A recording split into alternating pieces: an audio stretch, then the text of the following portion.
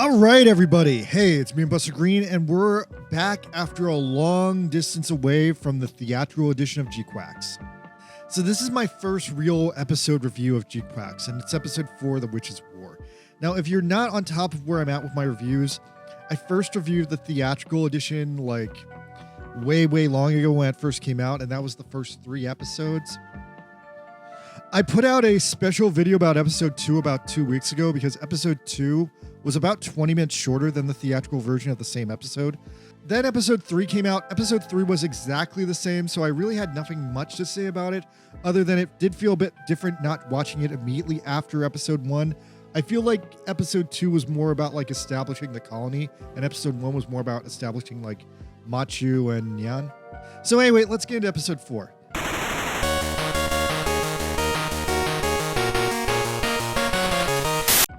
This episode starts with Machu and Shuji continuing to fight in the clan battle against more weak-ass shit Zakus, and they're doing great. They're like winning 4 in a row. Xiaoya Bull has become a huge casual fan of them and is strangely happy just seeing the Gundam fight again. Check out the clan Pomeranian's phone case Xiaoya bought. Also, I'm gonna take a guess here that this episode seems like it takes place at least a week up to a month after episode 3, just based on the amount of things that seem to have changed inside the colony. The Sodan is still parked inside 6, and that in itself has become a political controversy. Its presence in neutral side 6 is making the citizens concerned that it's mostly there for invasion purposes and like Zeon is like violating their sovereignty. We also get a vocal confirmation that Giran Zabi is alive and him and Cecilia are still bickering.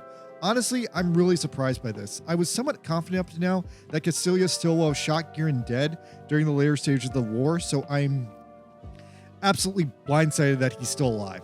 We then get a moment of some random girl gambling in Machu's high school, and we find out that Shuji's robot is a printer. Then she, Shuji, and Nan make random plans to go to Earth for no apparent reason because the Gundam says it wants to go to Earth. Back at home, Machu's mom is mad about her for saying she wants to be a jellyfish on her career test. I'm pretty sure I did something like that on my career test. I'm pretty sure I told my guidance counselor to like screw off. I had no idea what I was going to do. Machu and Nyan get into a conversation at the river where they speculate about whether or not Char is still alive and how Shuji got the Gundam. Either Char gave him the Gundam or Shuji stole the Gundam from him, which honestly is a big mystery, but I feel like both of these answers are misdirects and that's not actually what's going on. It's also revealed at this time that the Pomeranians still have no idea who's piloting the Red Gundam, as Shuji has been fighting under a fake name. Then we get introduced to our big character of this episode, which is Shiko Sugai. Now, many people were believing before this episode came out that this was Mirai Yashima. She unfortunately isn't Mirai Yashima, but at the same time, she seems to be super Mirai coded. Like, it's almost like she's supposed to be Mirai Yashima, but for some reason she isn't. So she has the same eyes as Mirai, she has almost the same hair as Mirai, and she seems to have Mirai's relative status of being a Federation One-Year War veteran who immediately got married after the war and had kids, but specifically not married to the man she wanted to marry because the man she wanted to marry died. She seems to want to fight the Red Gundam out of a vendetta from the One-Year War because the Red Gundam killed her Mav, which is seemingly her boyfriend.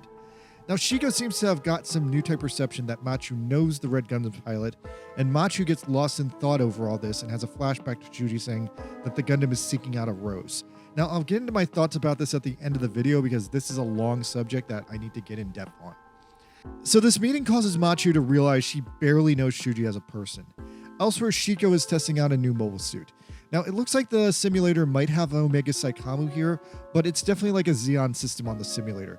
Now, there's this man in charge, and he looks very creepy. He looks like Professor Fuyutsuki from Evangelion. Anyway, Shiko says the Saikamu is just Xeon propaganda, and then Fuyutsuki says he doesn't believe that. He believes Shiko might be one, and she gives him kind of a rotten face. Anyway, then the fight immediately starts, and Machu realizes she has to fight Shiko. Supposedly, they're fighting her in a light-type gun cannon, and Machu keeps thinking about Shiko constantly in space. But then we get a big surprise twist that it's not a light gun cannon, it's the unveil of the G-Quuux GMS-01 Gelgoog, which is very GM-like and not Gelgoog-like at all, although it does have a little bit of the Gelgoog face. And I guess it has a little bit of the Gelgoog's like chest design. Anyway, on the Sodan, the Zeon crew mentions that the Gelgoog is still being actively used by the Zeon military, and it makes no sense for a civilian crew to have them, so they wonder if they've been like smuggled out of Zeon or not. Now, Shiko gives a very classic Gundam mention about the air pressure in the battle, and then the battle starts, and terrifyingly, the G-Quuux is faster than the Gundam. So I guess this is an even more customized G-Quuux, but then they reveal what's going on. So they name drop that the G-Quuux engineer is Mos Khan. Okay, so guys, this is a super Mobile Suit Gundam, deep cut, extremely obscure character. One of the most obscure characters you could probably think of from the original Gundam. This character is a character that was only in like one episode. He survived the original Gundam, and he apparently survived G-Quuux too. And he's most famously the guy who visited the White Base in one episode and put the magnetic coating on the Gundam so it could move faster. Then after that, he never did anything important, but canonically in normal Gundam, he survived into Zeta and supposedly worked with the Karaba on Earth. So that means what we're actually seeing right now is that we have a fight between the Red Gundam, which never got magnetic coating in this continuity, fighting against this G-Quuux that now has the Gundam's upgraded magnetic coating tech. So that's actually super interesting. Xiaoya and Xavier break down Shiko's battle strategy, which is actually insane because it's literally basic N64 video gaming strategy. Okay, super deep cut here. If you guys ever played Zelda Ocarina of Time, that was like one of the first games where they introduced Z-targeting, and people realized that you could win most fights in that Zelda game by locking onto an enemy and rotating around them in a 360-degree circle while staying locked and slashing occasionally. That's literally what Shiko does in this episode, but instead of using Z-targeting, she's using this miniature hook shot, so she's literally orbiting around an enemy and using the centrifugal force that creates gravity, and then the gravity from her orbit is throwing the target mobile suit off balance, and that's how she kills. Shuji ends up sacrificing the Gundam hammer to her beam rifle to take a hit, and Machu is borderline paralyzed from this all and barely participates in the fight, but she has this very classic Gundam, holy fuck, a person I care about is about to die moment. Now we get clarification here about Shiko's backstory that she's basically literally Mirai Yashima, and she seemingly had something of like a Slager Law Mav who she was super interested in, but he died. And apparently he died fighting Char. So then her current Mav starts calling her out for losing control, and even the Pomeranians notice that she's obsessed. She's obsessed with taking out the Red Gundam, and she's trying to kill it, even though the clan battle is supposed to be for fun. So Shiko starts moving in for the kill, only to become more and more psychically aware of Shuji and his new type phenomena, who says the Gundam refuses to die. And then the Lala noises start. So the people on the Sodan here call it out too, and they call it out as literally the Lala sound. I really enjoy the way people in the series are very literal with the on-the-nose interpretation of things from the original Gundam. So the Alpha Psychomu on the Red Gundam starts going off, and Shiko goes a little insane because she doesn't believe in new types. But then we get this super classic new type moment that looks really artistically similar to like when Amuro killed the Black Stars. So Shuji dodges Shiko, and then the G-Quuux ends up getting shattered from the G-force of the gravity at the speed she's moving at. And then the Red Gundam sneaks up behind her in a complete stealth kill and stabs her through the cockpit with a beam saber. Now this is a classic holy fuck Gundam death, although the music is not hitting as hard or as deeply as it would have in the 80s, and that's making me sad.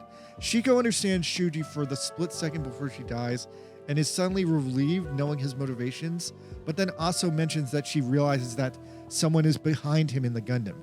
Then she thinks about her toddler son, and she instantly dies as the Pomeranians call her stupid.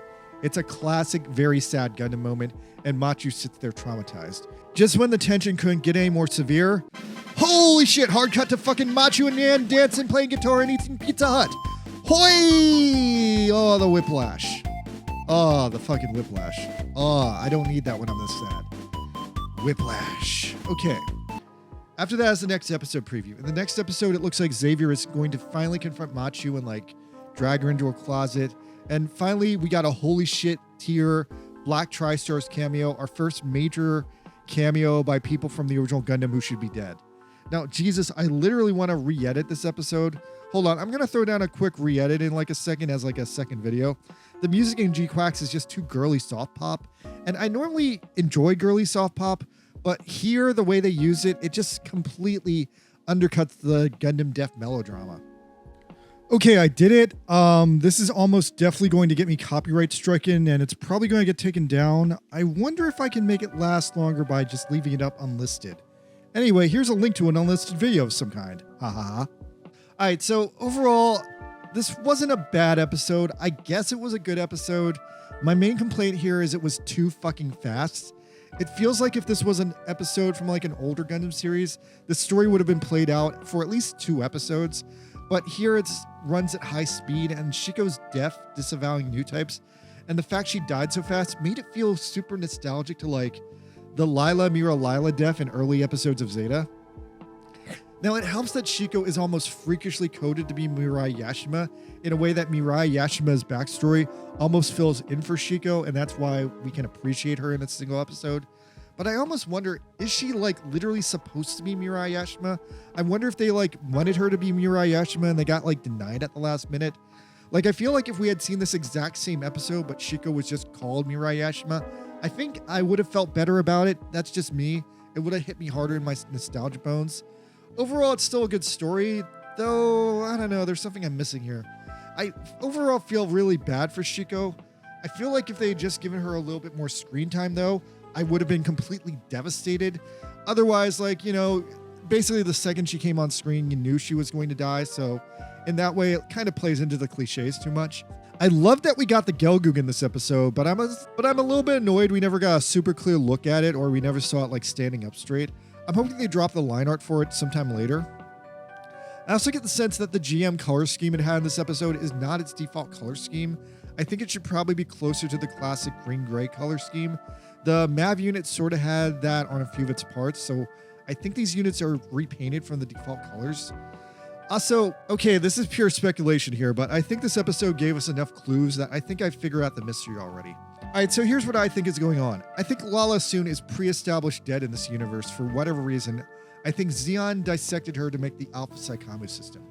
Char mentions, or rather the Gundam mentions, that the Rose might be on Earth. The Rose is definitely Lala. Xavier even said his name for this first time in the series in this episode. Earlier, Shuji said that the Gundam is seeking out this Rose. This is redacted in the TV broadcast, but in the movie version, Cassilia, during the Battle of Granada, keeps mentioning that the thing making the Lala noises, the thing that killed Char, is something called the Rose of So, the Rose of the I'm gathering my clues correctly. I'm guessing it's the LMF's control system. So this is something that was never featured in the original Gundam, but it was described in the original Gundam backstory notes. In the early notes of the Gundam series before it was all animated and when they were planning to have 50 episodes, the LMF, its Psychomu system was supposed to be controlled or actually caused by this second supercomputer system on the moon. I'm just taking a guess here, but I think the Rose of could be the supercomputer system. So therefore, the Gundam, which seems to be controlled by Char's ghost, might be seeking out Lala's ghost, or maybe Lala's not even dead. Maybe Lala is alive and Char's ghost is trying to free her. That would also be a crazy twist. But it doesn't add up that she would be on Earth. I was thinking up to now she would be stored under Granada, where the LMF's computer server was in the original Gundam notes, but maybe they moved it just to throw me off. Anyway, yeah, I think that's what's going on at this point. I think the Gundam is sentient. I think the Gundam has Char's soul in it. I think the Gundam is fighting for survival, and therefore it also wants to fulfill Char's overall goals of killing the Zabi family and now freeing Lala. The creepy question, though, is I have no idea if it is trying to free the human Lala soon, or if it's like after some sort of like dissected mummy-like corpse of her. I do think the G-Quuux story is building up to some Evangelion fucked up Rey isn't a person reveal, and in this case, I think the reveal is probably going to come through Lala, and the a twisted version of like the Elma's control system.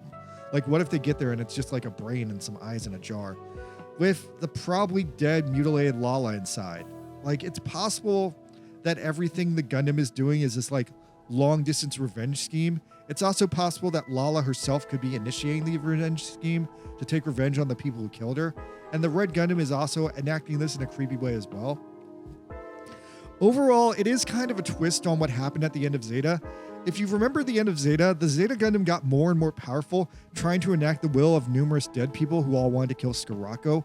But in this case, the Red Gundam seems to be working off of Char and Lala's combined wills to take revenge on various politicians and entities that they were mad at. Alright, so that's where I think I'm overall at right now in predicting where this is going. The next episode seems like it's going to be a more goofy episode with like some cornball fan service. But hey, the Black Tri-Stars are going to be there and Machu's going to wear a bikini. I wonder if Machu is eventually going to join the Sodan crew in a very double Zeta Gundam twist, or if she's going to keep being this weird independent goober. but I feel like it's coming. I feel like Xavier confronting her in the next episode might cause her to join Zeon. Anyway, leave me one in the comments about what you guys think. Thanks, I'm out.